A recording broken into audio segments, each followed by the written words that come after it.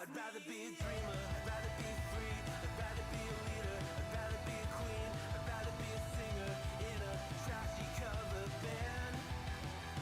I'd rather be a closer, I'd rather be clean, I'd rather be a poser in a magazine.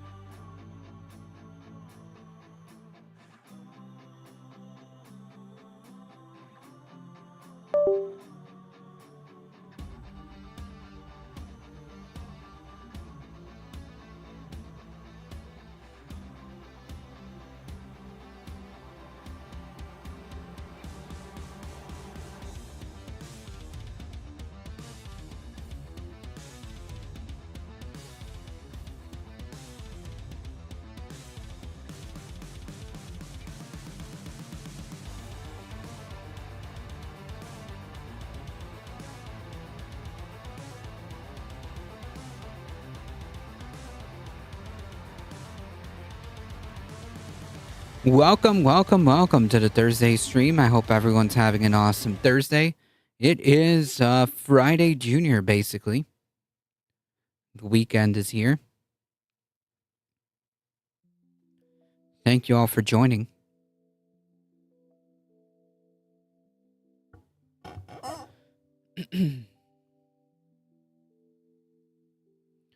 Derry Bennett, Quad Bennett.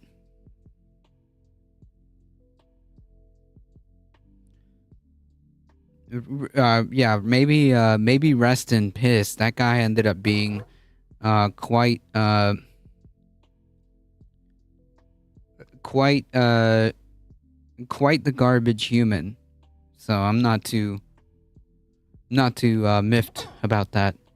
Oh, Jesus.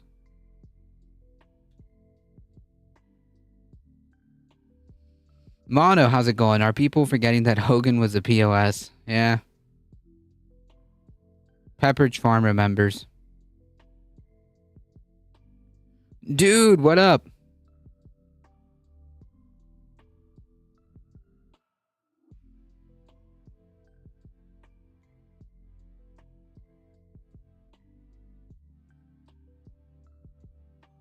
How's it going, everybody? Lon Chinese here with the skin of a hot dog. Yeah. And not to mention, like, I think that besides, like, being a mouthpiece for the Trump campaign, which is really, kind of really tells you all you need to know, the guy was anti-union, too. Ladybug.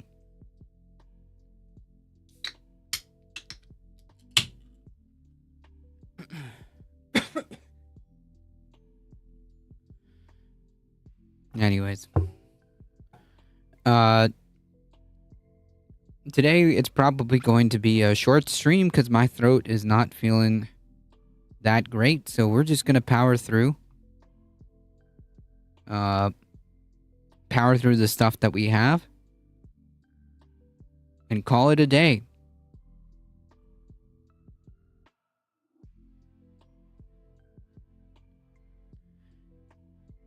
Once again, I appreciate all of you hanging out. Thank you. Keep doing what you're doing, folks. If you want to support the channel, if you're on YouTube, keep hitting that like button. Subscribe. We're at 395 subscriptions on YouTube. Do you know what that means? That means 105 left till 500.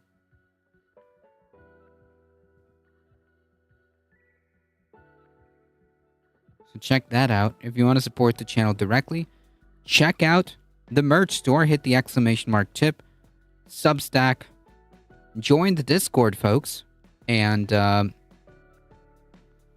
check out my show on this space every Tuesday at 7 p.m.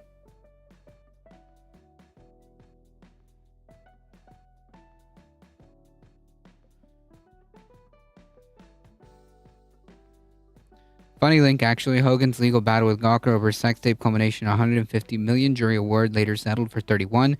The case secretly funded by tech billionaire Peter Thiel led to Gawker's bankruptcy and raised concerns about press freedom and privacy rights. Jesus. He believed the union could secure improved conditions for wrestlers, but Hogan informed Vince McMahon about Ventura's efforts. Yes, that's exactly what I'm talking about. So, yeah. Not exactly miffed about that. I'm late for a difficult truth. It's funny. No, you're just in time. You came at a perfect time. We're about to get started.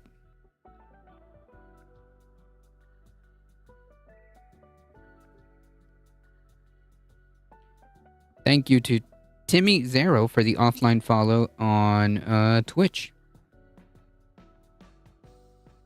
Let's get started, folks.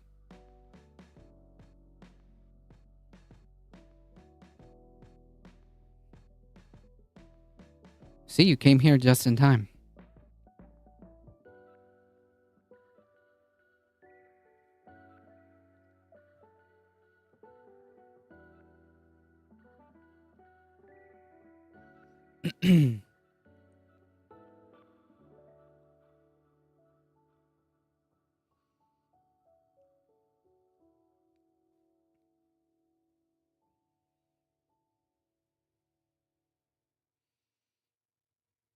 Noticed a resurgence in the online debate over Recently, I've noticed a resurgence in the online debate over debates.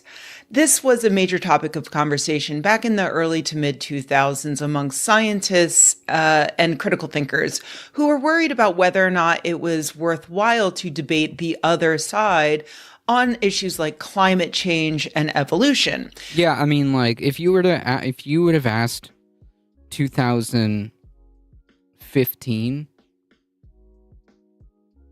version of me, I would have said like, yeah, bring it on. I know I'm confident. I'm confident in the fact that I'm pretty much on the side of reality, and I feel like maybe perhaps people could get some information rather than just ceding that ground to the far right or to the I don't know, conspiratorial group.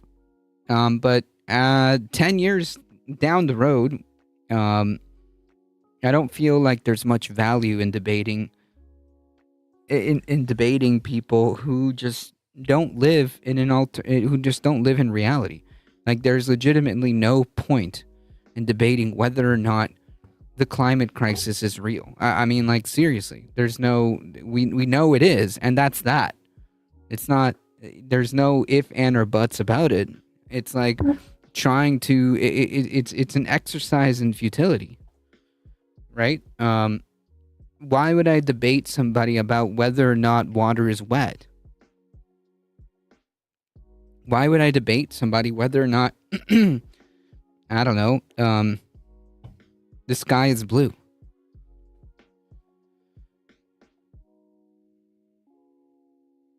Was an evolutionary biologist able to meaningfully educate and persuade an audience of young Earth creationists, for instance? Right, and like I would say that maybe the effort should be focused on spreading the correct information, just by yourself, rather than pretend like there's an actual other side when there isn't. Does that make sense? Like to pretend that there's another side to 2 + 2 = 4, right? Like, no, there isn't another side to that. They're just wrong. I used to do debate streaming. Yeah, I used to be more of the I used to be more of the camp of like debate, debating and getting out there and being more proactive and picking, and picking arguments to try to be out there, right? Because I thought like maybe if there's more of us showing these people, then like it could possibly make an impact. But I realized that that's nowadays, I don't, maybe back then it was more it was a more worthy endeavor. I'm not so sure about that now. Maybe back then there was something there was something there. It's just like now I don't know if it's actually like going to do anything. I'm not good at debating. Oh, I love debating. I love to do. It's just it's just no. Nowadays, there's just no point. The debate is now a farce. They have no interest in a healthy discussion. Right, exactly. Without intending to sound like a doomer, trying to debunk shit rarely actually works. Yeah, I mean, I see that. Not that it shouldn't be like a. Not that it shouldn't be done, but I don't think that debating someone in the marketplace of ideas now, even though you have the facts on your side, really makes that much of a difference nowadays.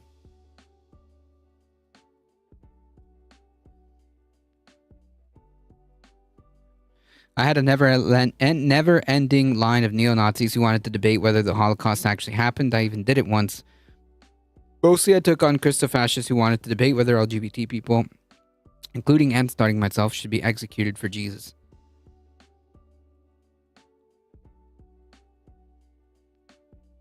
Sheesh. I mean, Godspeed. Godspeed. And you know what? I would have done the same. I would have been that person. In fact, I did. In other Discord servers. I used to debate. And I have debated Nazis. But never like in a public. Never like in a public debate kind of setting that was meant to be a spectacle or a show. That's not something I would do. I debated Nazis online all the time. It's just not something I would do as a public show. Yeah, let's debate if the Earth is flat. Our opinions are equally valid. Wrong. Mine is the most valid, and the Earth is dome-shaped. True. I got knocked offline in 2016 because Verizon played some weird games that put me out on the street. Jesus Christ. Yikes. Not cool.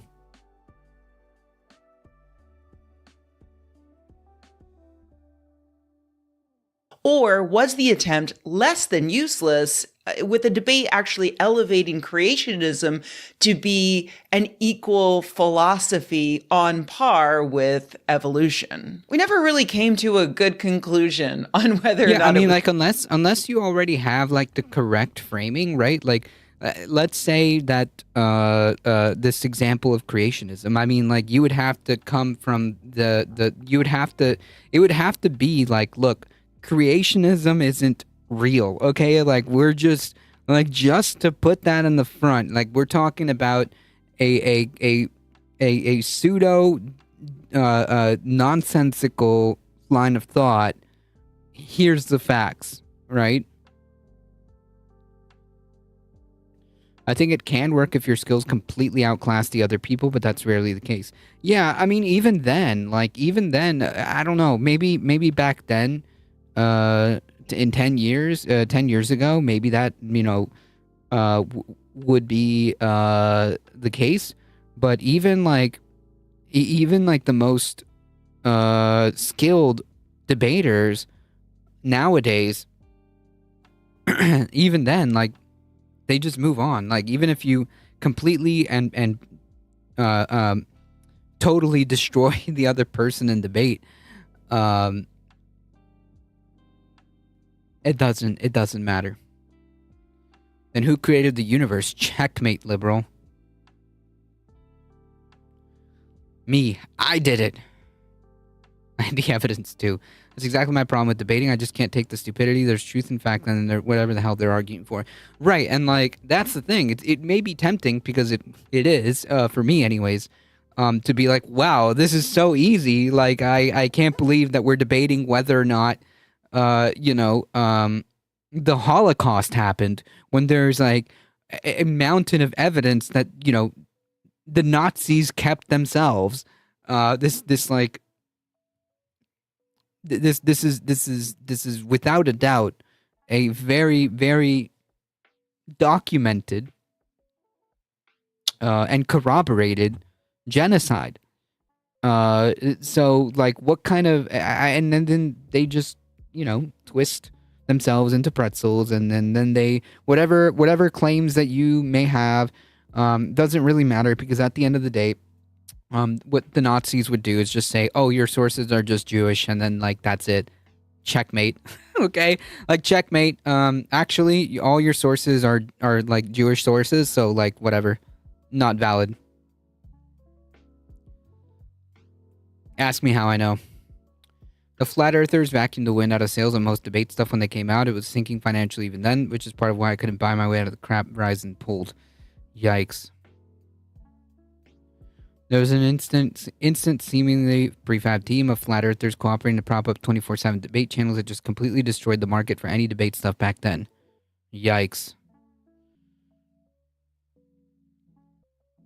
And that happened in many people's current lifetimes. Yep. Mayhem Hippie, welcome.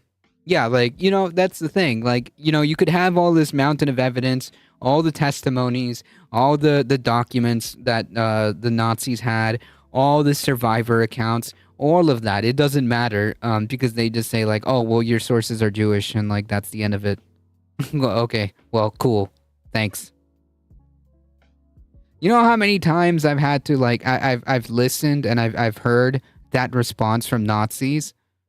After doing all that work, after being so, like, thoroughly read about what happened and about Nazi ideology and about what led up to Nazi Germany during the Weimar years, you know, including all the way through World War II and the Holocaust, just to be told, like, nah, your sources, they're Jewish, so therefore invalid. I mean, like, dude, there's no point, man. There's no point. The only thing that it benefits is, like, this veneer of, like, perhaps there's something to be listened to when the Nazi gets up there and debates, right? Like, oh, there's two sides to this.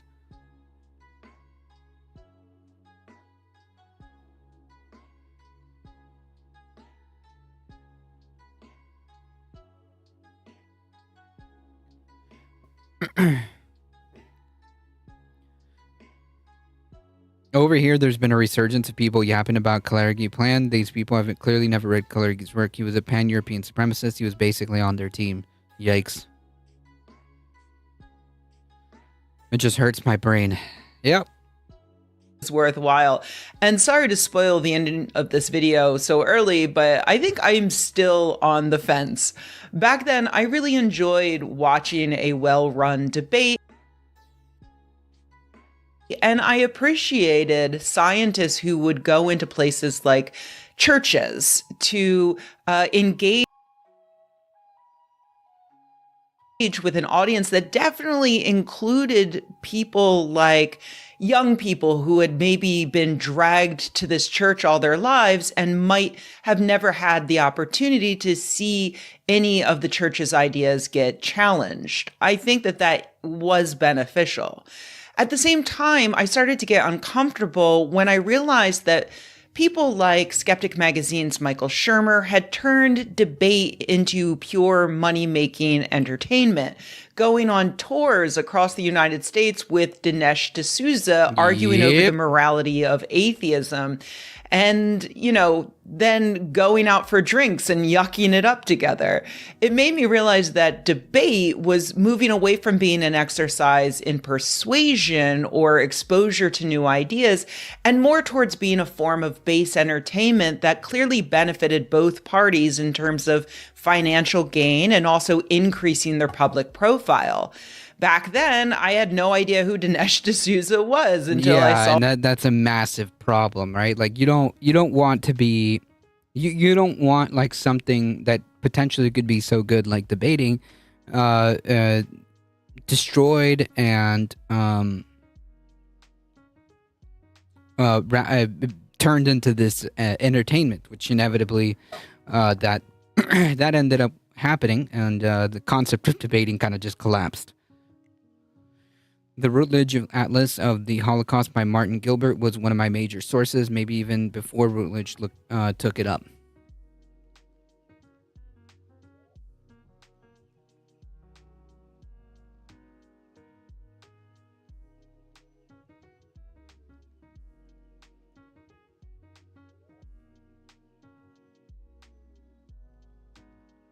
Wow.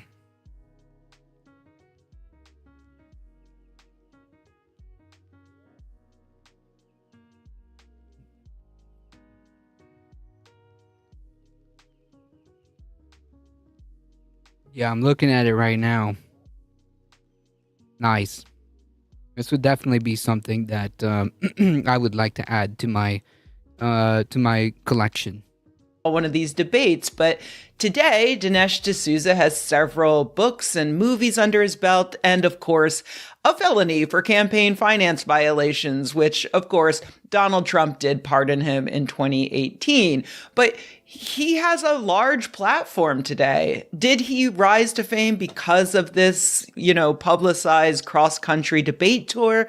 Not entirely, of course, but that was definitely a step on his stairway to infamy. The debate is back now because people have learned that debate is a money printing machine online, especially if you adopt the Jerry Springer tactic of hosting basically brawls between groups of extremists or otherwise loathsome people. And yes, I am talking about Jubilee. You're probably aware of Jubilee at this point. It seems like they're unavoidable, but if you're not aware, Jubilee's a media powerhouse that publishes wildly popular videos. Yep. Donald James, are we talking about Nelk Boys doing interviews or debate slop for monetization? It's just kind of generally debate. This is coming from the response or the backlash or the response to the Jubilee stuff, the Jubilee debacle between Mehdi Hassan and the Nazis. Where usually it's regular people debating one another in various ways.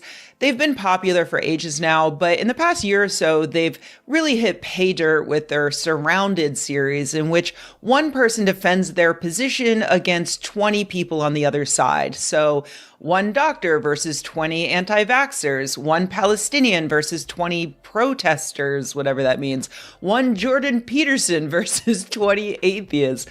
Fun fact about that last one, it was originally titled and pitched to the participants as one Christian versus 20 atheists, but Peterson doesn't know how to or doesn't have the ability to debate in good faith, so he just refuses to take a position on anything and kept sidestepping his opponents and asking them to define basic terms until everybody got confused and just gave up. You just didn't understand it. Are you familiar with the Immaculate Conception? I wish Sam had not told him that there was any possible gains. Jubilee is just propaganda. Yeah. Think about it, we think Piers and Jubilee is slop, right? But they will always get clicks. Yeah, exactly, because that's the point. It's not about it's not actually about whatever idea or concept or topic. Not really. Welcome, Wolfglen. On July 2nd of 1943, Nazis deprived him of his doctor of philosophy with the University of Vienna with the racist argument that as a Jew, he was not considered worthy of an academic degree from a German university. Eins Akademischen Grades einer deutschen Hochschule unwürdig. Even though, I'm not pretty well pronounce that, even though he was not Jewish nor his family was Jewish. Yep. I.e., Nazis calling anything they don't agree with, Jewish. Yep, ask me how I know. It's a tale as old as time.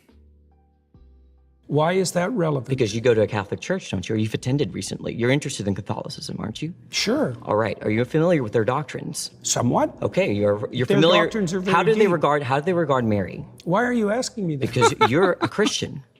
You say that. I haven't claimed that. Oh, what is this? Is this Christians versus atheists? I don't know. You don't know where you are right now. Don't be a smartass. Well, and I mean either it, you're a 'cause I Christian won't or you're talk to not. you if you're a smartass. Oh, either you're a Christian or you're not. Which one is it? I could be either of them, but I don't have to tell you. You don't have to tell me. I was under the impression private. I was invited to talk to a Christian. Private.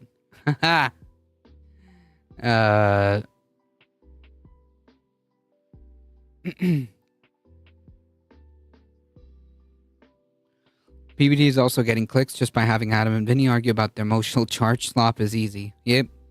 It's so easy, but it's so hard to do as well, because like that could not be me. Like how do they even I don't know. Like it just generating like slop content it just couldn't be me. PBD will do anything to change the subject when he's losing.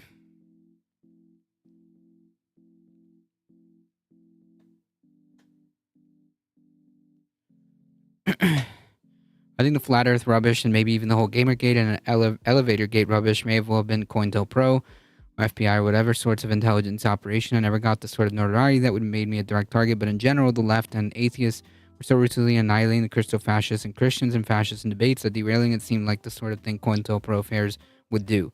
I mean, yeah, but also, like, just in general, like, right-wing...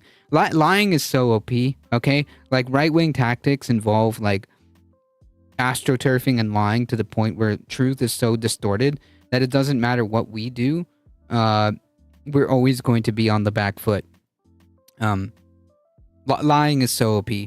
And the right-wing just lies. Just lies, and warps reality to the point where...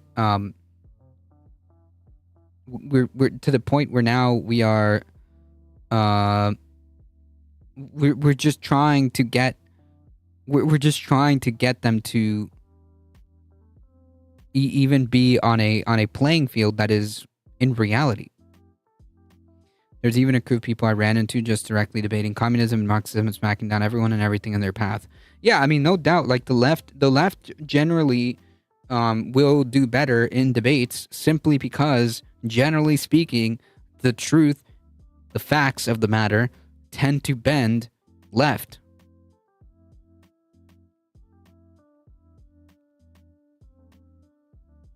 We will always have, in a matter of speaking, we will always have the tools as far as like truth, as far as facts, as far as academic rigor, if you want to call it, if you want to say that, the left will always have that advantage. But it doesn't matter if the right wing continues to gish gallop the truth into oblivion, right? All the theory in the world, the best knowledge about how economics works, about how policies work, none of that matters.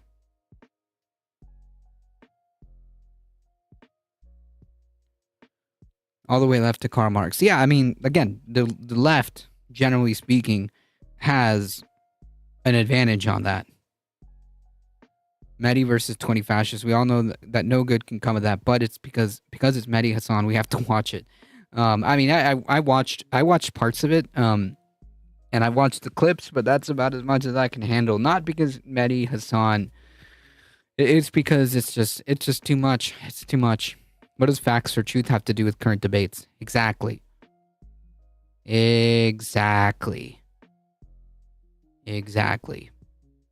Am I not talking to a Christian? No, you were invited to. I think everyone should look at the title of the YouTube channel. You're probably in the wrong YouTube video. You're really quite something, you are. Aren't I? But you're really quite nothing. Oof. Right? You're not a Christian. Okay, Oh my God. done with him. The most recent surrounded as of this recording is one progressive versus 20 far-right conservatives. The progressive in question is Mehdi Hasan, a very talented broadcaster who was on MSNBC before they canceled him, probably because he was publicizing the plight of Palestinians, but who knows. He then went on to found Zeteo, which is an independent news outlet with many contributors that generally takes a progressive stance on many issues. According to comments from Hasan afterwards, he apparently was under the impression that he would be debating just, right-wing Trump supporters. But for some reason, he did not expect to be debating fascists. Now, Hasan is a smart man, and Which, honestly, doesn't that kind of tell you what we're dealing with?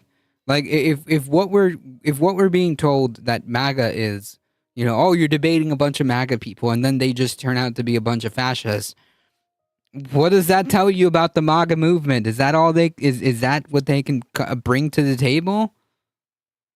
It kind of makes you wonder, right? If you're a normie out there listening, it kind of makes you wonder. It's almost like maybe the MAGA movement is a fascist movement. It's almost like MAGA is a fascist movement.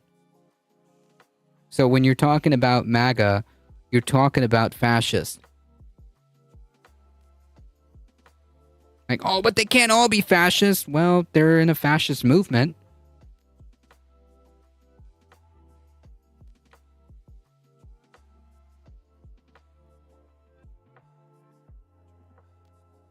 Michael Hasser, welcome. We should watch the South Park clip.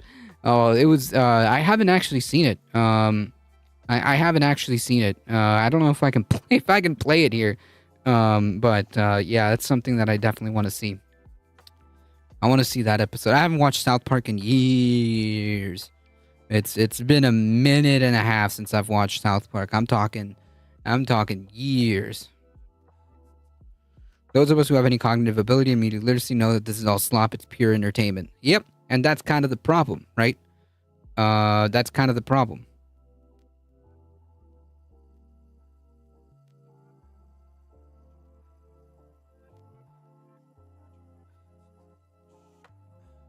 I watched enough of it. Yeah, I gotta check that out. You can't. Yeah, I don't know. I don't know if I can play that here and get that stream shut down so quick. Greg Gutfield made it clear for all of us. Yep. In case. Yep. In case we needed any more evidence as to what, like, oh, they're calling us Nazis. They're calling us Nazis. So we're just gonna take that back. You know, kind of like how black people took the N-word back. Like, whoa! I mean, that was a clip, and the fact that they aired that, the fact that went on air is like is wild. Bad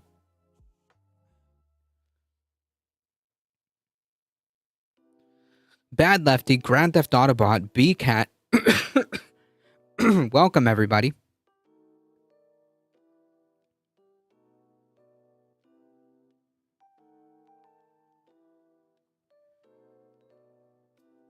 That's right, Nadia. New show, MAGA is the new Nazi. Yeah, I mean, basically, they're like, I think we had this conversation on this space. It's American fascism. It's they're MAGAism, American fascist, America firsters. They're all it's the same thing. Like neo-Confederates, if you want to call them that. Jubilee are edgy teens trying to get attention. Yeah, I mean, but unfortunately, edgy teens that are, Nazis, that are doing Nazi stuff. That's the problem. That's the problem. Bad Lefty, welcome. He's not known to hold back or mince words, so I'm not exactly sure if he really truly thought that Jubilee would find far-right conservatives who weren't fascist. From my perspective, that would be really tough. Like, do 20 of those even exist? Let alone 20 who live near the studio in LA and want to be eviscerated on a popular YouTube channel? I'm not sure. But Hassan does have a very good rule that he has mentioned in the past. He will not debate fascists. And when early on in this debate, one of his opponents happily admitted to being a fascist, he was true to his word and he ended that debate. Hey, what can I say? I think you can say, I'm a fascist. Yeah, I am.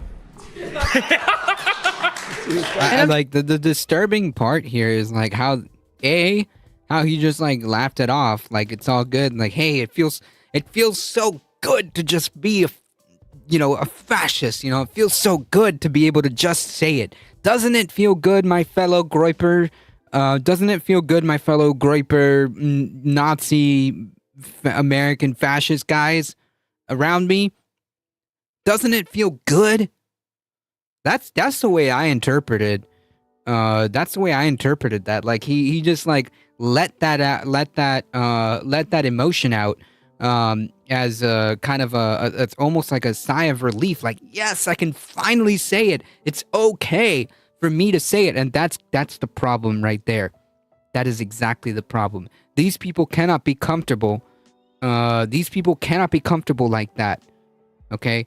The fact that he was so seemingly happy, gleeful, relieved, that he can just be like, yeah, I'm a fascist, yeah, and then the rest of them just clap. Like, that's a problem, and that needs to be stamped out immediately. Like, it should not be okay. It should be taboo, okay, to say that. Like, it should be embarrassing. It should be like, oh, well, why would you call me a fascist? That's like the bad thing, right? But unfortunately, that kind of highlights where we are today. That is a highlight of where we are today. There's a whole new level of subhumanism, though. It's almost like they're not real, but a parody. Oh, they're very real. That's the thing. Like, they're very much real. And that's the problem. Edgy Nazis trying to get attention. Yep.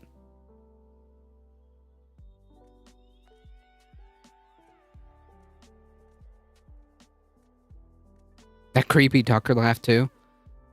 Yeah, you know that guy adulates Tucker Carlson.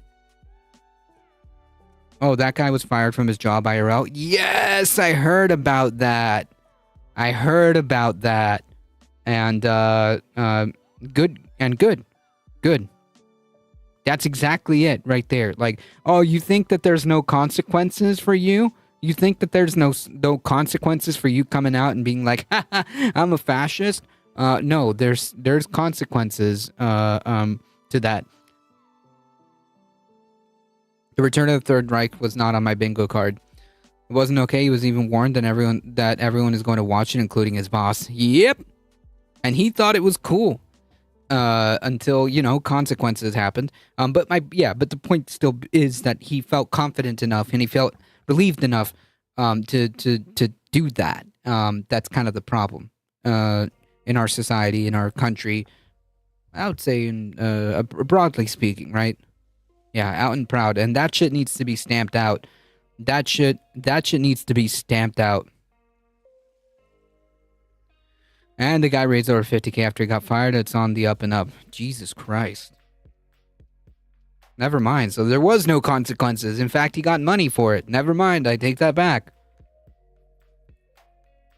I mean,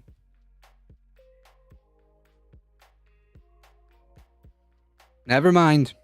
I take that back. I take that back. Even if it was 36 or 50, that is I mean, that's like a year's worth of salary. That was like a year's worth of salary.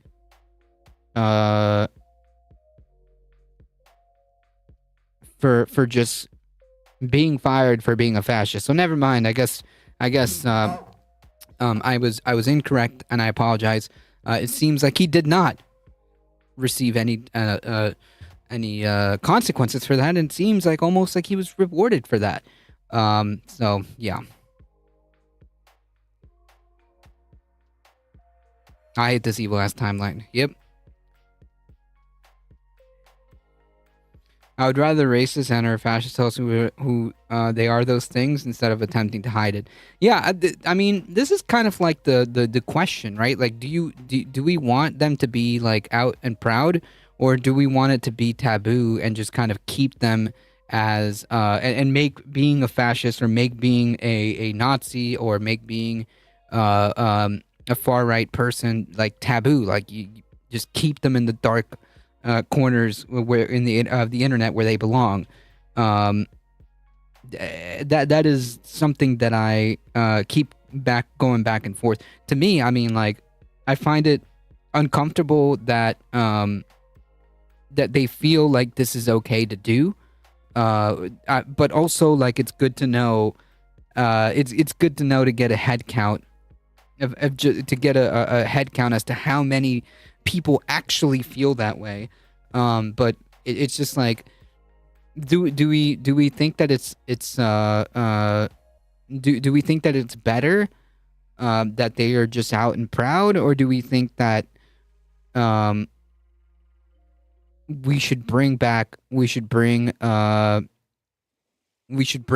societal norm that, like, you just, if you're a fascist, if you're a Nazi, you just don't say that in public, right? Like, it's shameful. It's bad. I mean, personally, I see it more from a perspective of, like, it's not a good indicator that these people feel like it's okay and that these people feel emboldened enough to be this out and about. But yeah, I don't know. Those corners are not that dark anymore. That's true. That's true.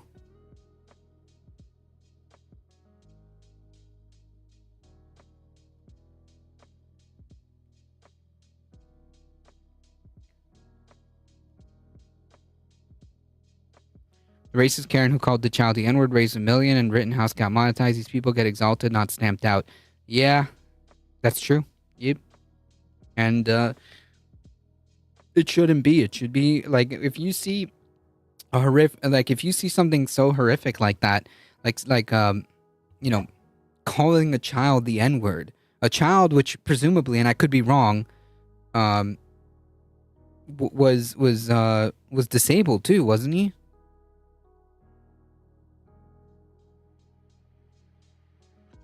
I mean, just that should be like infinite public humiliation to the point where you don't even want to show your face. But you know.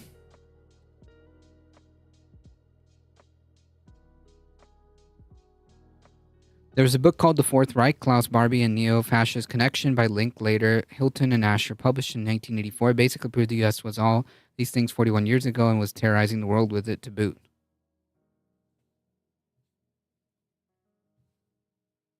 Well, I mean, we discussed yesterday on this space, you know, the inspiration that the Nazis drew from America.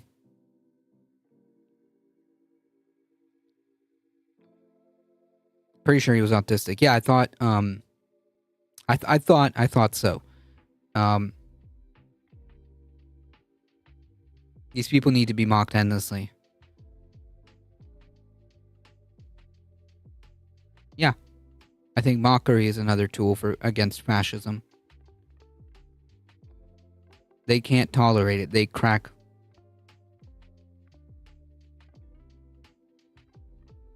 That's why Trump is so angry about the South Park episode. Sure, at that point in the filming, he pretty much had to keep going. But I thought Shitterhouse had disappeared into obscurity. I mean, kind of. But he got his money, didn't he? He got his money doing all those tours on right-wing podcasts, and didn't he even make a book?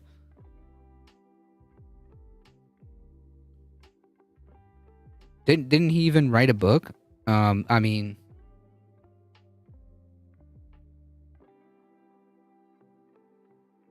The only issue here is that they don't feel shame. Yep.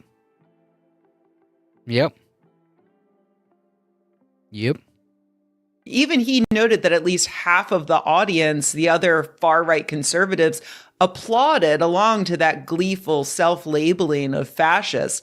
Hassan was, in fact, surrounded by fascists, and through the rest of the debates, several of them told him he should leave the country.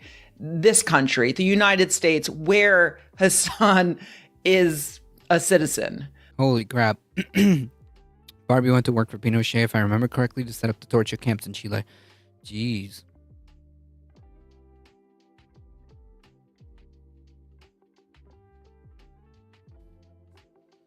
Last time I heard he was begging for money to save his house or something. He probably spent all his money on hookers and blow. I mean, I hope that he's bankrupt. I did not know that, and that is some welcome news if that's true. I'm all for that. I hope that's true. But he should leave because he's, brown. Progressives online were pretty well split over whether or not Hassan should have been there in the first place. Did he just help platform a bunch of Nazis? Was there any real benefit to this show? And again, I find myself on the fence. There's no doubt in my mind that debate as a general concept can be beneficial. Sure, the research on whether or not it's persuasive is mixed because that kind of thing is hard to judge. A lot depends on who is debating, what they're debating, how they're debating, and how the debate is structured. In the Wild West of online debate forums, it turns out nobody really tends to persuade anyone of anything. Right, and that's kind of like the whole crux of it. James Whitman's Hitler's American Model does need to be endlessly promoted. Yeah, I just Googled it. yeah, I mean, we were exactly that. Like how they drew inspiration from Jim Crow, for example. Yeah, life ain't easy in Trump's divided states of America.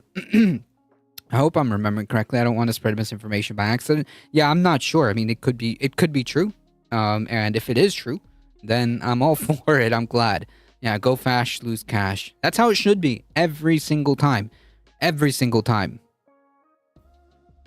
Every single time. But lately, I don't know if that's the case. Lately, I don't know if that's the case. But formal debates by organizations like Intelligence Squared do seem to move some people. If you believe the surveys they fill before and after are filled out honestly and not just in the hopes of supporting the side that the audience members want to win. And debate is certainly good for the people doing the debating. Research shows that when used in the classroom for younger kids and for those in college, participating in the debate, develops critical thinking skills and the ability to deconstruct arguments. It improves communication skills, the ability to convey an idea to other people, and it fosters engagement with others, including active listening, which leads to participants retaining information for longer than if they were just to read the information in a book. And I think that the Hassan debate actually illustrates a benefit to a participant, though admittedly, I might be reading into this a bit. At one point, around an hour into the video, one man sits down to debate Hassan, particularly Hassan's premise that immigration is good for America. And that man is Edwin, who is an immigrant who says he came to the United States illegally when he was 10 years old. And I mean, here's how this goes. Watch for yourself. 10 years old, man. Hey guys, post-production, Rebecca here. This video actually was copyright struck by Jubilee. And normally I don't really mind if one of my videos doesn't get ads put on it because I have my patrons to help me out. Thank you so much. Patreon.com/Rebecca. But I will be damned if I am giving all of my ad revenue from this entire video to a bunch of Nazi enabling freaks at Jubilee just because I used a minute of their video. So I'll include a link in the transcript if you want to go watch this, but I'll just describe what happens. Wow. Indeed. Jubilee is greedy. Yeah, you can't show Jubilee clips because they'll copyright. And the thing is, like, you know, this kind of gave. I'm glad. This kind of got brought up through the grapevine.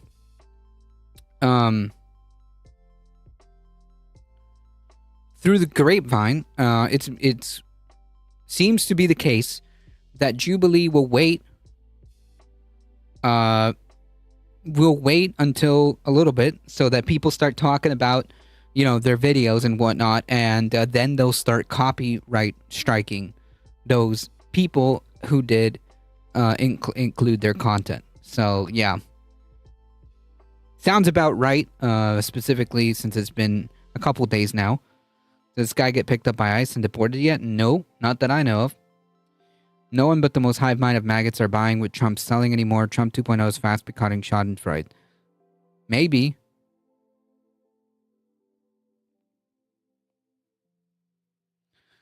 I think YouTube censored me, so I'll repeat with censorship. If you're gonna say anything about the dead, make sure it's something good. Hulk Hogan's dead. Good.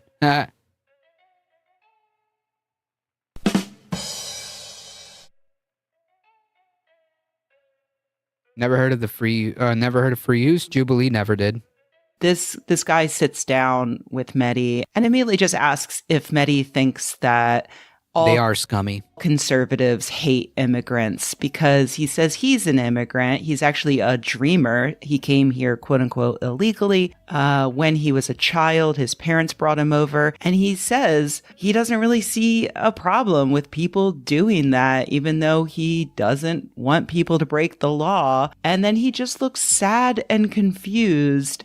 And asks Mehdi to describe his own experience as an immigrant coming to the US. It seems like he actually wants to connect with Mehdi and have a real discussion. And the Nazis around him will not put up with this. The frat bro directly behind Mehdi in the image is talking, looking angry, and then waving his little flag. And eventually, fairly quickly, the Nazis managed to vote off the brown person who was clearly attempting to connect with the other brown person. Yeah, I mean, that right there should tell you everything. I mean, I would have. First of all, I would not have accepted an invite on Jubilee, but that would have been it. The moment this guy starts laughing about him being a fascist and then having all these Nazis kind of short circuit a possible real conversation, I'd have been like, nah, dude, I'm good. This is enough. I've had enough. And this was the least worst guy. It was sad. Okay, back to the video. I really feel like Edwin is working out his ideas in a way for the first time, or at least in a new light. That's at least what it sounds like. I felt genuinely sorry for him because I think he is maybe the only guy there who showed up thinking that it was possible to be a far-right conservative but not a fascist or a bigot. I really think he thought there were going to be 19 other people like him, where he's probably, I don't know, against abortion or something, or he's concerned about crime, whatever. And clearly, yeah, I mean, but those are kind of big deals, right? Like you kind of get like the connection here, right? Because when you talk about being anti-abortion, right? What you're saying is that a group of people don't deserve bodily autonomy.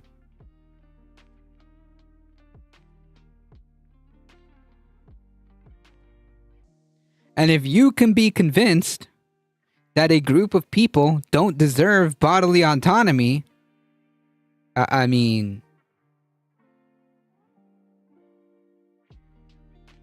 the rest is history there, right? They gotcha.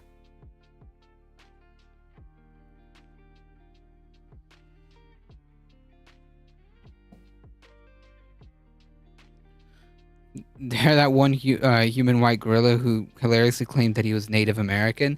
Yeah, he claimed that he was Native American because he was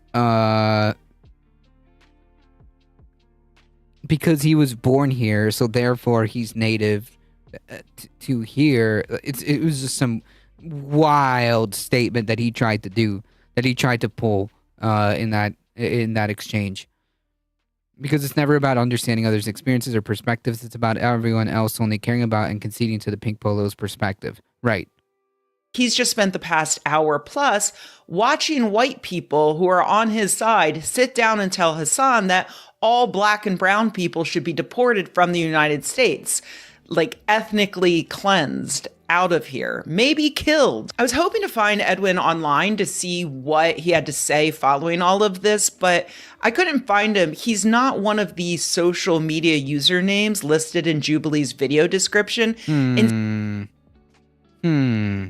Instead, it's all of the white fascists who are crowing that they won the debate and are now enjoying, a larger platform. One of them, Connor Estelle from Colorado, who goes by Pine Sap online, was fired from Pine Sap. What a loser, man. What a loser.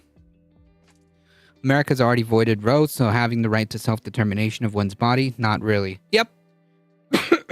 Yeah, 100%. That's true. That happened. No, I'm just saying that the guy.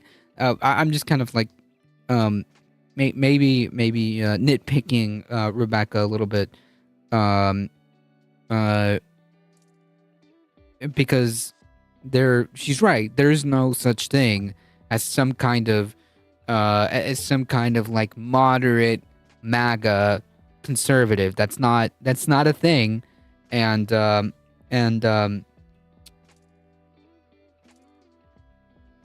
if he just thought that like people just agreed with him on like abortion or something like that, it's like, well, think about it. Like, why else? Why would somebody want to take away bodily autonomy for a group of people? It's because they're authoritarian. What else? Like, it just kind of that's the only path I was. That's the only tangent I was going off on. He was fired. Yeah, he was fired. From his job, but he started a fundraising campaign so other Nazis could help him out.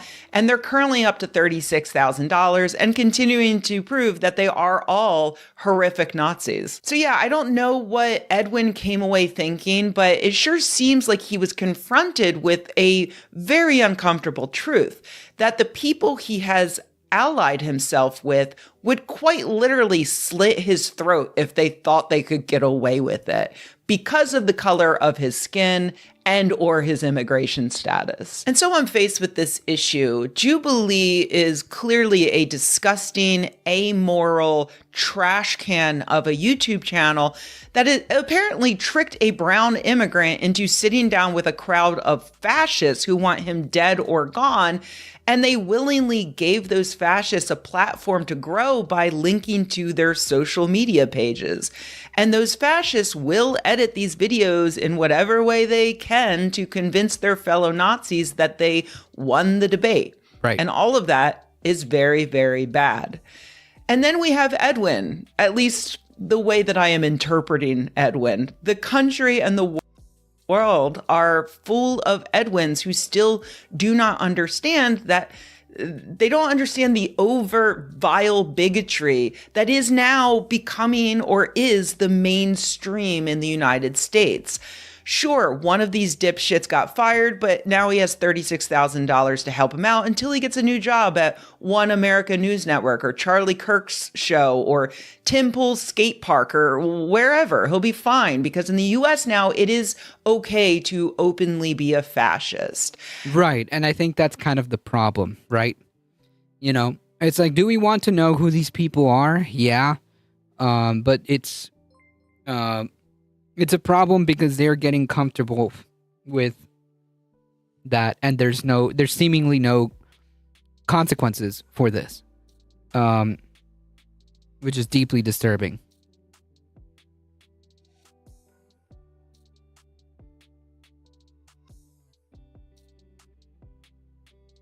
And if that's how Edwin and his ilk learn about this through this debate, then great.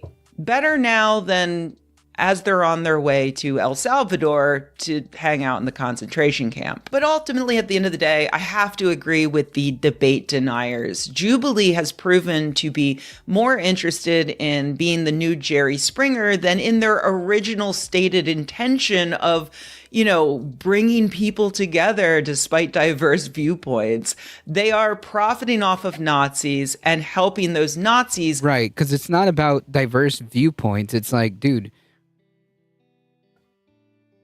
you're talking about real human beings. You're talking about an ideology that is genocidal.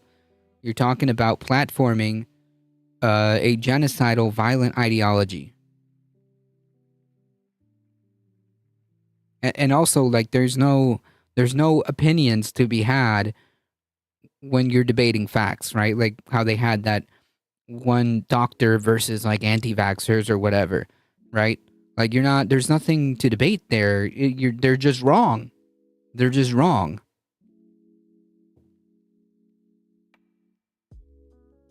Profit as well. That is officially the end of them, in my opinion.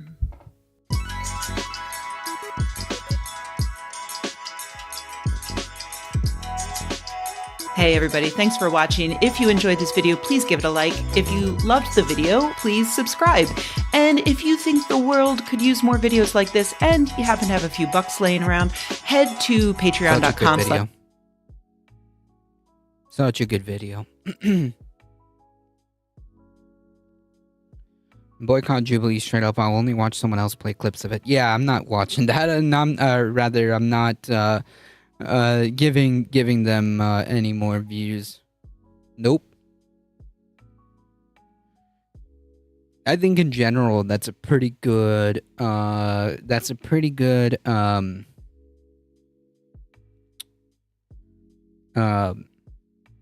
what is it? That's a pretty good policy. That's a pretty good policy to have.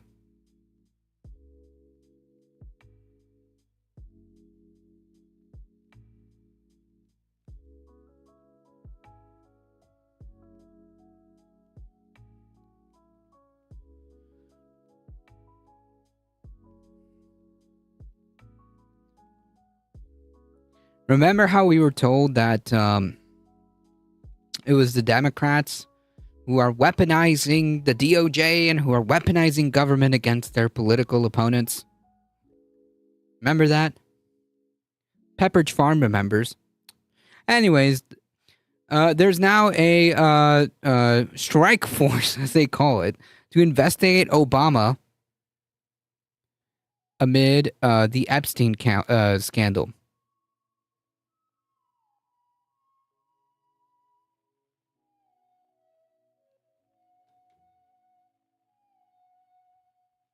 Obama. And there's a beef on X between Gen X Girl and Duo Dissonance, something like that. Oh, I don't know. Oh, we have a cat. We have a cat, folks. Although I got to put her on the floor. But I'll show her.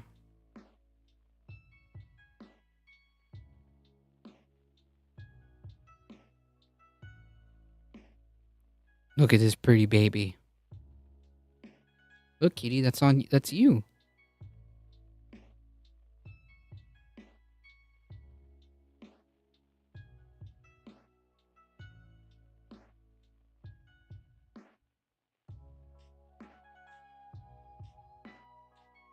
Yep, that's you. Look at that. You're on screen.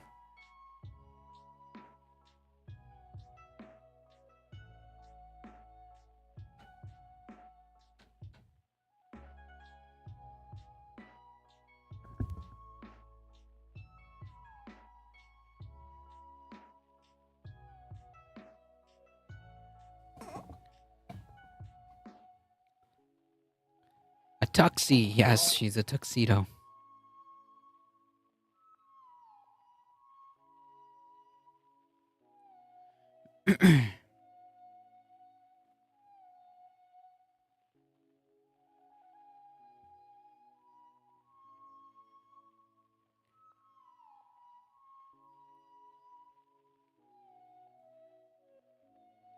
Yes, she decided to grace us with her presence. Princess Paquita. The U.S. Justice Department has formed a strike force to investigate claims that the Obama administration carried out a treasonous conspiracy by using false intelligence to suggest Russia interfered with the 2016 presidential election to help Trump. I mean, there's evidence of this. We know that this happened. Whether or not these troll farms had a massive impact on the 2016 election, it's unclear. I mean, I don't know how much really they influenced the actual results. But the point being is that they absolutely tried. Pam Bondi, the Attorney General, announced the new force's formation on Wednesday after release of a trove of declassified documents from Barack Obama's national security team by the Director of National Intelligence, Tulsi Gabbard. The announcement comes as the president finds himself mired in a scandal over the disgraced financier, pedophile Jeffrey Epstein, and tried to distract by pivoting the conversation to retribution against his political enemies. Remember, a thing we were told that the Democrats were actually doing. On Thursday, two Republican senators, Lindsey Graham and John Cornyn, both members of the Judiciary Committee, called on Bondi to appoint a special counsel into what they called an unprecedented and clear abuse of power by the Obama administration. Yeah, sure. I mean, these people have been senators for probably longer than I've been alive. And you're telling me that you had no idea all of a sudden in 2025, you're like, oh, actually,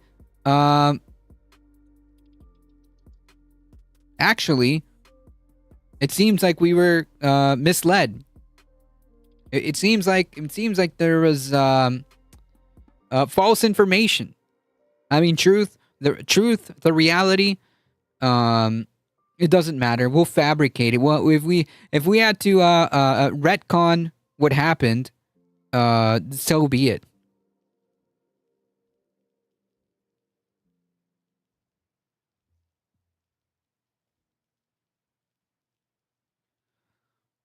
Heat, how's it going? You don't see big grifter Gabbard. Yeah, but Obama was black. Guilty. Didn't they say that before the Didn't they say before that special counsels are illegal? They probably did, because that would be pretty on par. I would not be surprised if they made that statement or comment before. That no, appointing the special counsel to investigate Trump, illegal. Appointing a special counsel to investigate Obama, legal. Reasons?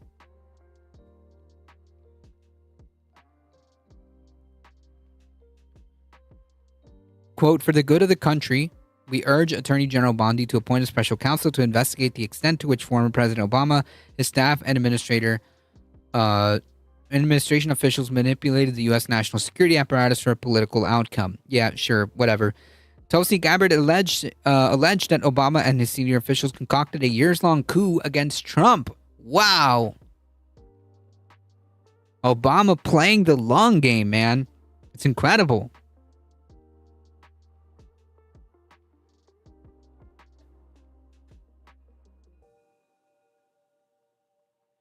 It's incredible how both Obama was one of the worst presidents and incompetent leaders of the history of the country, but also simultaneously be able to engage and concoct a years-long coup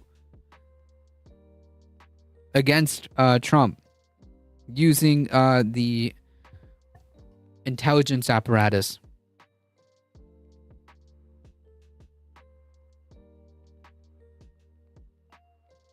It's actually amazing. If people can't see through this distraction, then damn. Oh, it's 100% a distraction. Like they even make a mention of it up there. They make a mention of it. This is 100% a distraction, right? They really don't want to talk about these Epstein files, which we were told A, didn't exist. B, now they exist, and they were on Pam Bondi's file or desk. Now they didn't exist. Now they do exist. Maybe. But if they do exist, actually, it was just a plan by Obama and Comey and whatever. But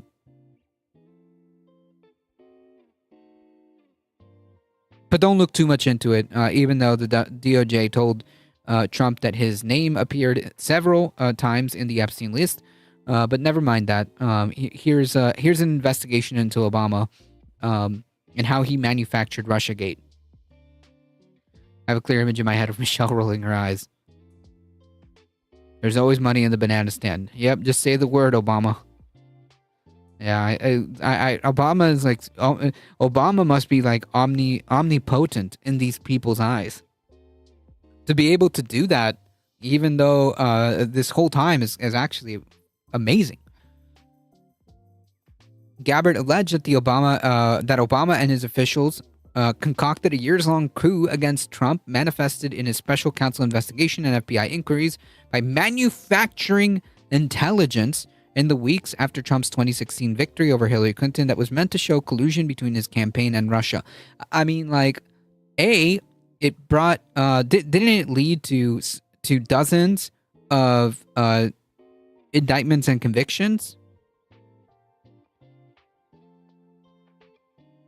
In fact, if I remember correctly, there were prominent members who had to be pardoned, like General Flynn, because of their involvement in this.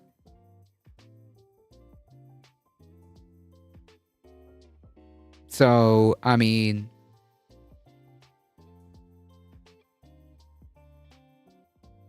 also,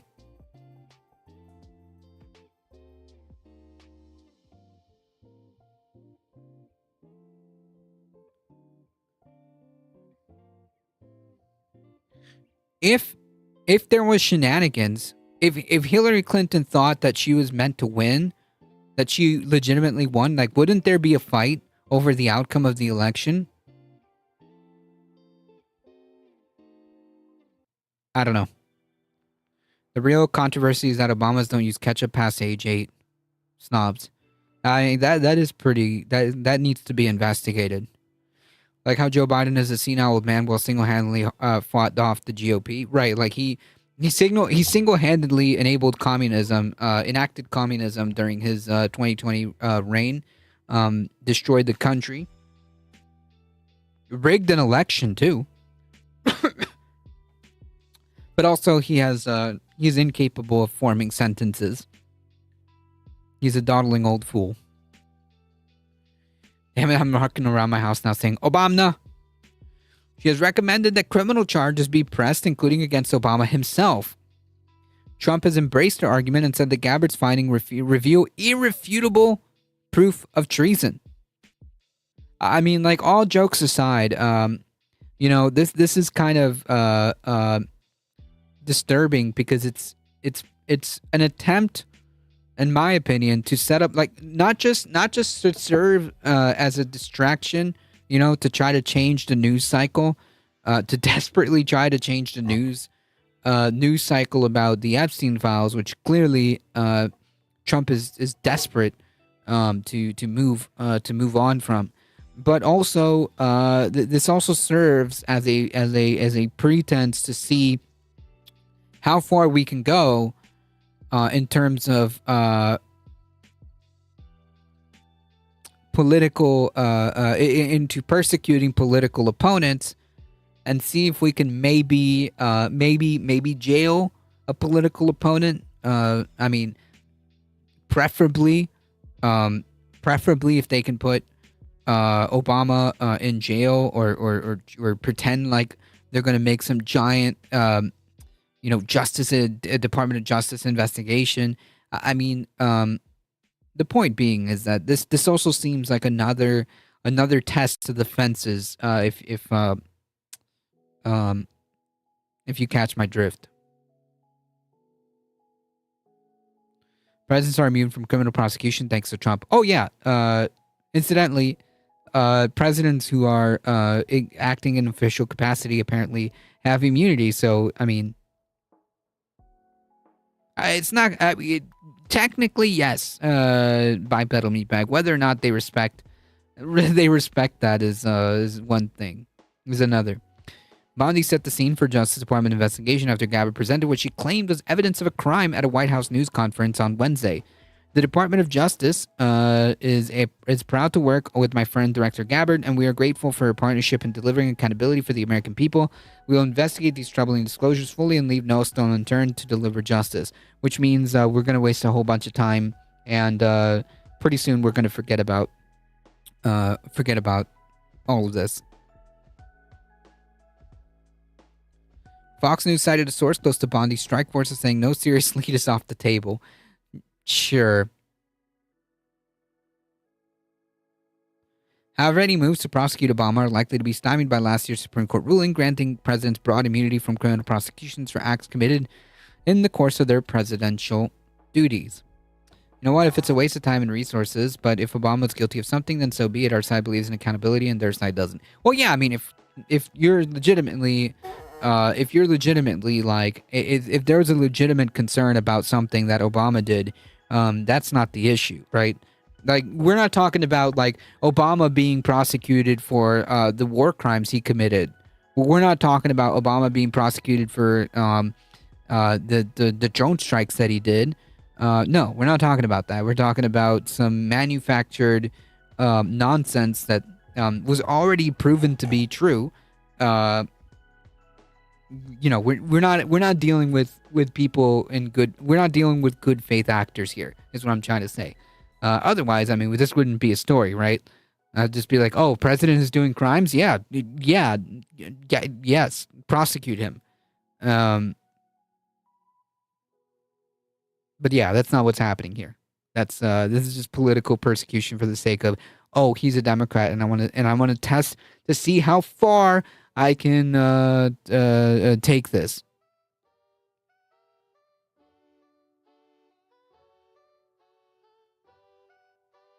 Yeah, 100% heat. Weapons of mass distraction. Yep. You know what I need to try? I need to try Taco. Oh, here we go with the food talk. I need to try Taco Bell's chicken nuggets. That's what I need to try.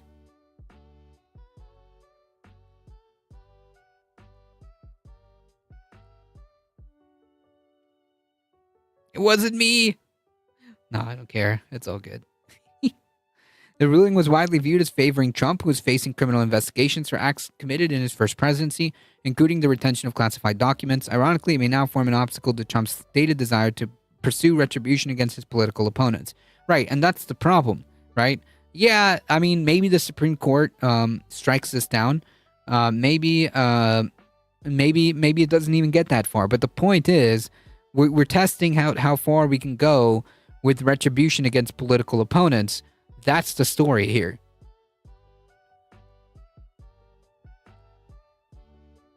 Obama's office issued a rare statement on Tuesday calling the allegations outrageous and ridiculous. Several others named in Gabbard's document could be targeted. They include James Clapper, her predecessor as Director of National Intelligence, John Brennan, former CIA Director, James Comey, who was an FBI director until he was fired by Trump, Comey's former deputy, and Andrew McCabe, ex-National Security Advisor Susan Rice, John Kerry, the former Secretary of State, Loretta Lynch, and then the then Attorney General.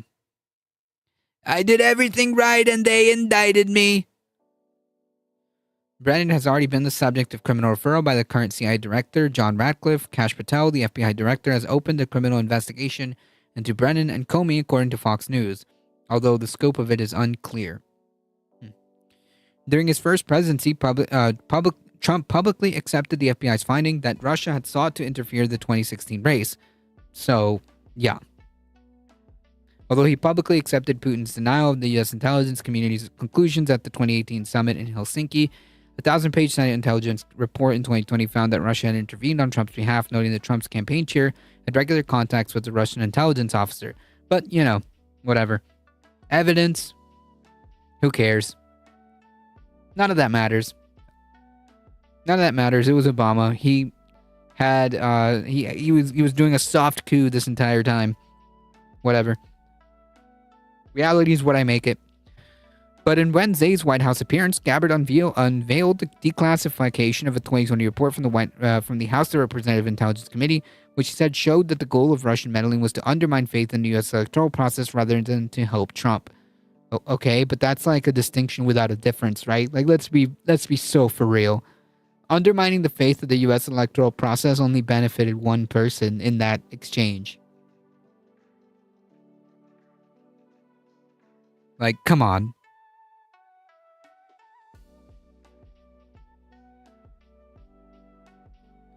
The report found that Vladimir Putin, the Russian president, did not plan to leak the most damaging material about Clinton until after the election. This included revelations of possible criminal acts and emails from hacking of the DNC, showing that she suffered from psycho-emotional problems and uncontrolled fits of anger and aggression and cheerfulness. She also supposedly on a daily regimen of heavy tranquilizers. Gabbard also alleges that the intelligence community assessment of Putin's efforts deliberately excluded significant intelligence that contradicted the key findings of Russia's purported preference for Trump.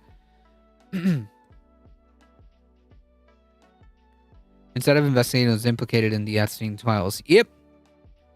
Clinton had previously suggested that Gabbard, the former Democrat member of Congress, was being groomed by Russia as a possible presidential candidate. Gabbard, who had no prior intelligence experience, has also been criticized for repeating Kremlin talking points, including after Russia invaded Ukraine in 2022. Because she is. I mean, this all kind of makes sense, right? Like, actually, she's playing her role perfectly, right? She is a Russian asset, like 1,000%. 1,000%. And she's playing her role here perfectly, right? Because now we're completely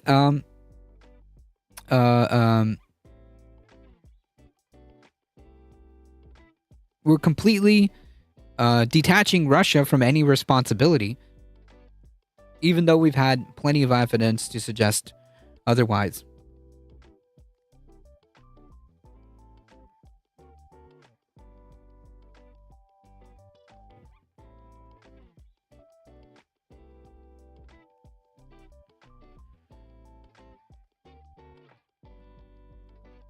While Obama's national security officials have remained silent on the matter, some intelligence veterans have criticized Gabbard's effort. The Trump administration's politicization of the intelligence community is very troubling. Every administration wishes they could do it. Several succeed, but this cohort is off to a flying start, said Fulton Armstrong, a former CIA analyst and national intelligence officer, wrote in an email. It's not entirely a new trick. Books have been cooked for decades, but it's now institutionalized and, as Tulsi's behavior shows, encouraged.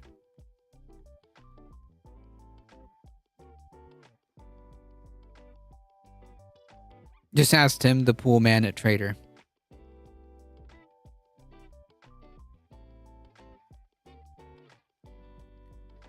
All right, folks. I've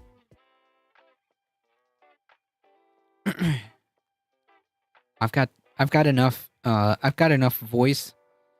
For one more story.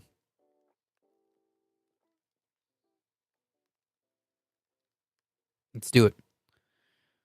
Judge weighs disciplinary action for DOJ lawyers in Venezuelan deportations.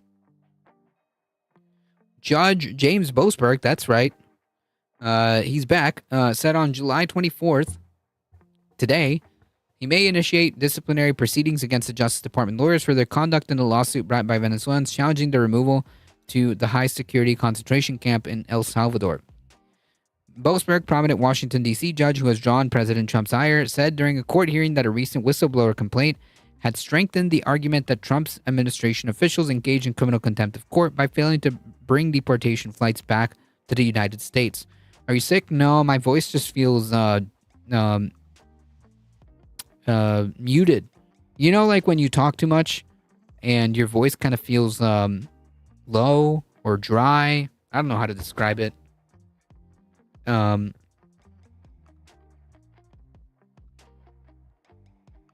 Yeah, there you go.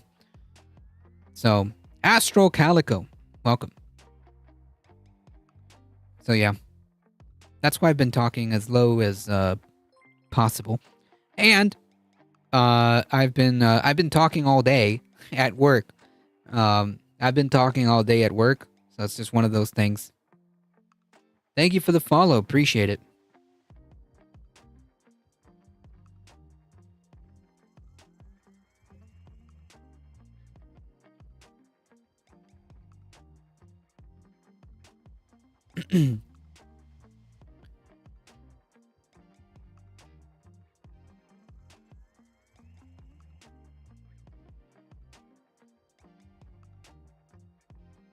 The Twitch algorithm brought me here. Nice. Nice. Well, thank you. Appreciate that. Gotta rest those beautiful vocal cords. Yep. After this, I'm gonna grab some quick food, and I'm gonna hop on some video games. That's what I'm looking forward to.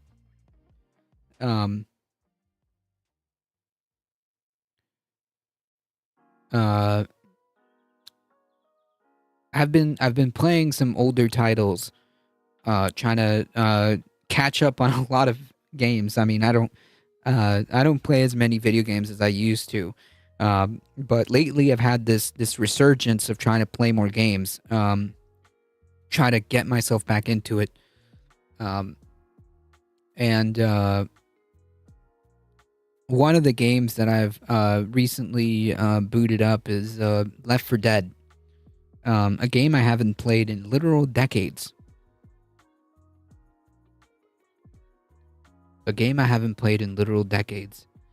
Got me interested when you were talking about the Jubilee thing. Cool. Nice. Yeah, I think debate has kind of all but been destroyed for the sake of clicks, for the sake of being a spectacle, and I think that's a problem.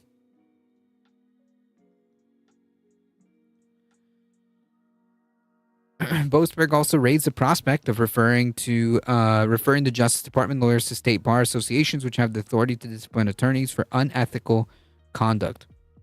I will certainly be assessing whether government counsel's conduct and veracity to the court warrant a referral to the state bars or our grievance committee, which determines lawyers' fitness to practice in our court. Jesus Christ.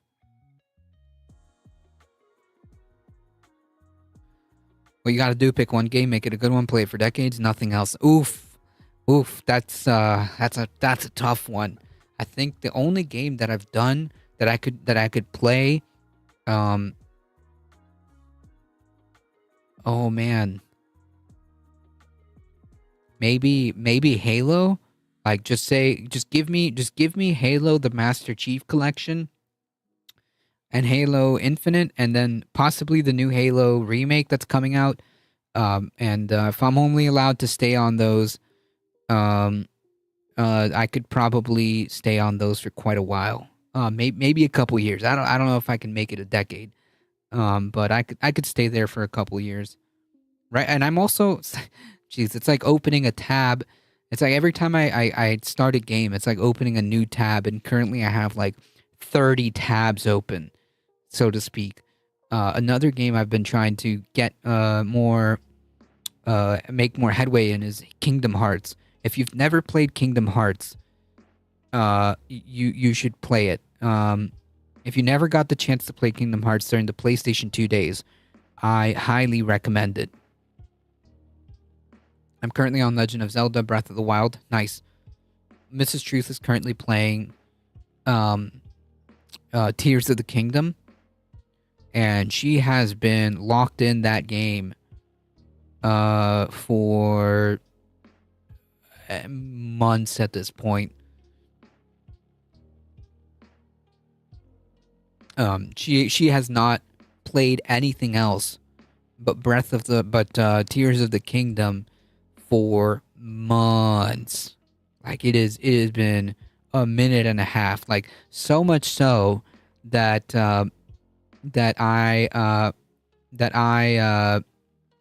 have the Xbox down here. That's how much she's been playing Tears of the Kingdom. That I have the Xbox now down here. Death Stranding 2 starts off in Mexico, but then you take this big mystical gate thing to Australia to link the chiral network and rescue kangaroos and whatnot. Oh, I mean that alone. That's another tab I need to open and play is the Death Stranding game. I need to play Kingdom Hearts 3. Funny enough, I never actually played Kingdom Hearts 2 or any other Kingdom Hearts game. I remember specifically playing Kingdom Hearts 1 and beating that. Cyberpunk. I've actually started Cyberpunk. That's another tab that I started. It's another tab that I started. But my poor device. My poor device barely hangs in there with Cyberpunk. It plays it. I just have to play it plugged in. I get that 30 watts off the ROG.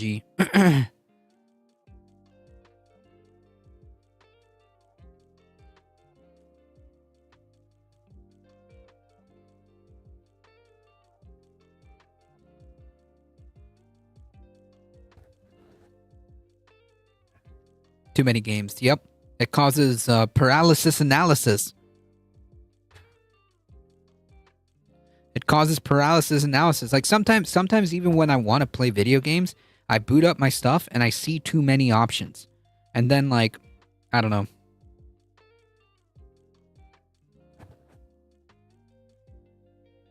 If I get Ghost of Yotei, I'm gone. I haven't played that one.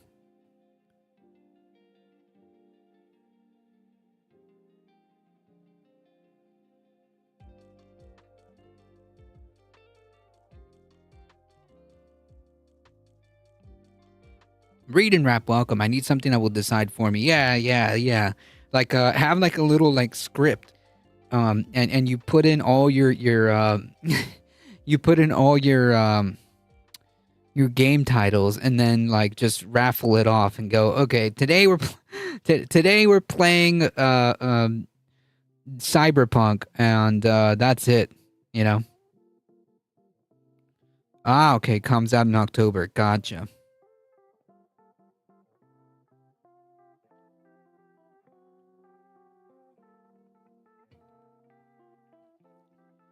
I was thinking of another game, Ghost of Yoshima.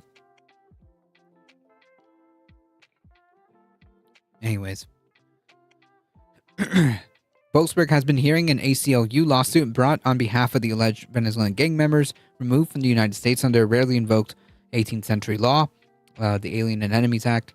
The detainees in the case were returned to Venezuela last week as a part of prisoner exchange, after spending 4 months in the concentration camp. It's an iOS coming soon. It's a sequel. Oh, it's a sequel. Okay, so that's what I was thinking of. Okay, gotcha. Tears is great, but I feel like it's kind of too easy. Oh, I mean, it's Zelda. It's nice. It's just there for entertaining yourself for hours. I don't think it's a particularly difficult game either. I just build a hover bike and fly everywhere I want. Nice.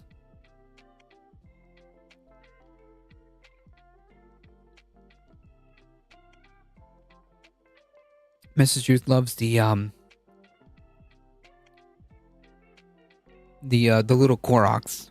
I still play Rayman Legends. Nice. Rayman is another one. Now I haven't played Rayman again since the PS2 days.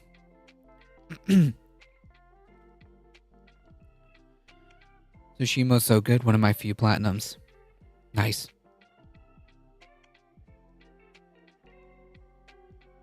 My kid is really good. Nice.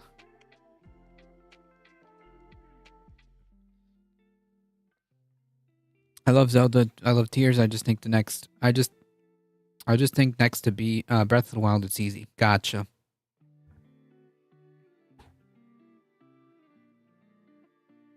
Hard to go back to Breath of the Wild after.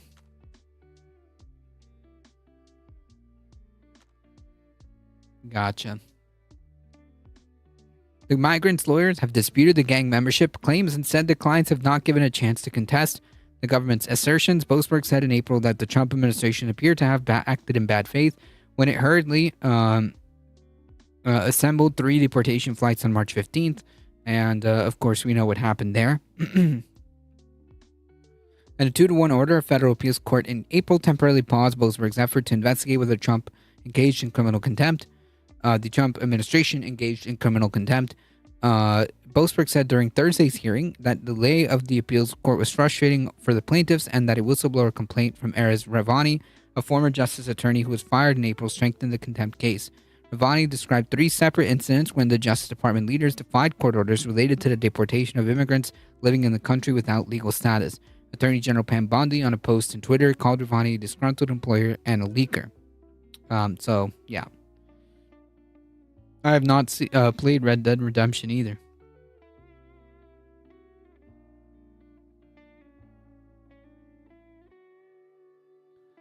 We have one. We have it in PS4.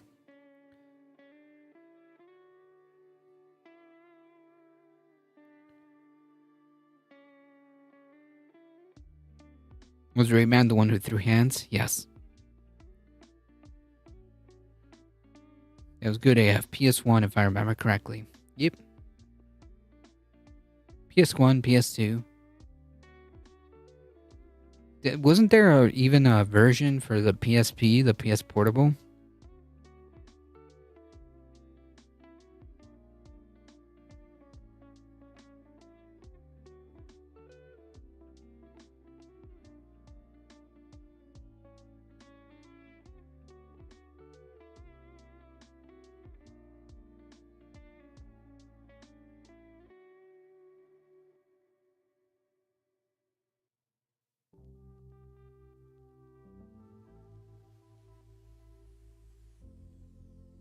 It's a time sink. Great game.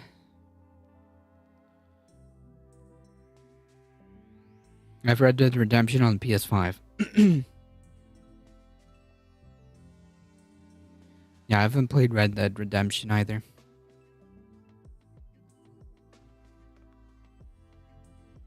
Alright, folks, I gotta get out of here. Thank you all for being here. Appreciate it. Thank you for your support. And thank you and welcome to all the new followers. Appreciate it. Folks, if you enjoy the content, don't forget to hit that follow button. And the chat, it yearns for the games. I know, I kind of been hyping myself for that too, behind the scenes. Preparing preparing content, possible content, because it's nice to shake things up. But yeah, I have to think about what I can do. One of the things that also I've been meaning to also boot up too is BioShock. Hey, Lee Spanner. BioShock is another great game, and I mean, the whole storyline is I think pretty important, pretty relevant. So yeah, BioShock is just another one of those. Love Country from Muncie, New York. Hey, appreciate it. Have a good one. Thank you so much. I appreciate it. It's nice to unwind from it all, the fascist shit, by playing some video games. Yeah, exactly. All right, folks. It's time for me to get out of here. Thank you all for being here. Thank you for your support. If you enjoy the content, don't forget to hit that follow button. If you're on the YouTube side, keep doing what you're doing. Like, share, subscribe. We're here Mondays, Wednesdays, Thursdays. Catch my show on Tuesdays on this space at 7 p.m. Eastern Time. If you want to support the channel directly, check out the merch store, !tip. Hit that Substack, join the Discord, and check us out on this space. I appreciate all of you guys being here. Thank you, Heat. Thank you, Mono. Thank you, Michael Hasser, for modding the chat. I appreciate it. Thank you all for being here. You guys are what makes this channel go. Thank you all for your support. As always, folks, please stay safe. Please take care of each other. I hope to see you guys in the next one, Monday, 5 p.m. Eastern Time. See ya. Appreciate it, Kirkenstein.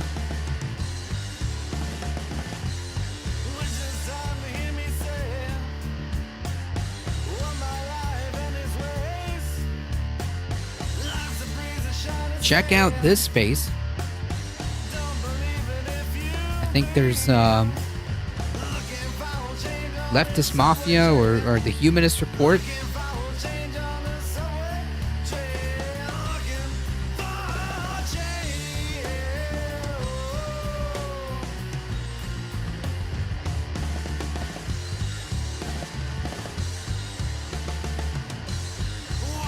Oh, it's the Ben Dixon Show, folks. The Ben Dixon Show is currently on right now on this space. And happy weekend, yes.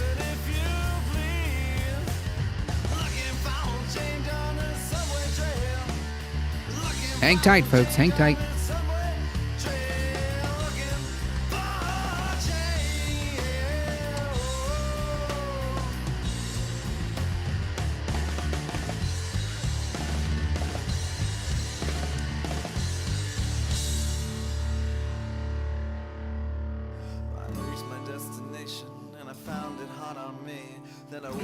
All right, folks, hang tight. We're heading out in 5, 4, 3, 2, 1. Bye-bye.